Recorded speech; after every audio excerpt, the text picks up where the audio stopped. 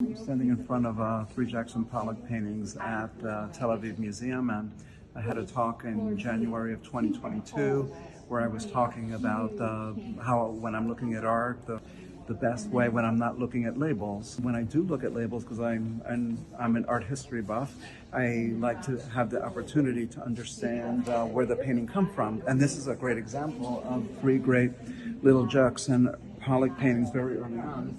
Jackson Pollock was working at the Guggenheim Museum. It was called a different name back at the time in the 40s. Peggy had just come over from France, and she opened up the Art of the Century Gallery around 1942. And she had an annual summer show where artists would contribute work, and then she had other artists come in and take a look at the work. And one of the artists that was looking at the work that was submitted for the show was Mondrian. And Peggy goes up to Mondrian, and he's looking at the painting to be submitted for the show, and she says something disparaging about the work. And Mondrian says to Peggy, "I think this might be some of the most original work that I've seen in America."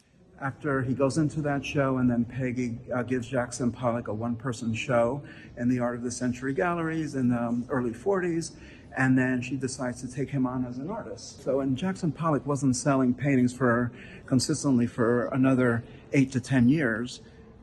She used to pay Jackson Pollock a stipend every month, and then the output that he created would come into Peggy Guggenheim's care. And when work was sold, it was accrued against the monies that she lended Pollock, and she ended up amassing a significant collection. One of the greatest prize that Peggy Guggenheim had was her discovery of Jackson Pollock. This is also a very beautiful one here. That is, these are the last two are transitory from the more mythological works that he was doing to the drip paintings. These were like one step away from Jackson Pollock becoming the explosive artist that we know of today. Like if you look at the label, you can see that these works were donated from the very generous collector Peggy Guggenheim. And while I say the best way that I look at art is not when I look at labels, looking at labels allows me to connect to art history and greet old friends and remember great stories.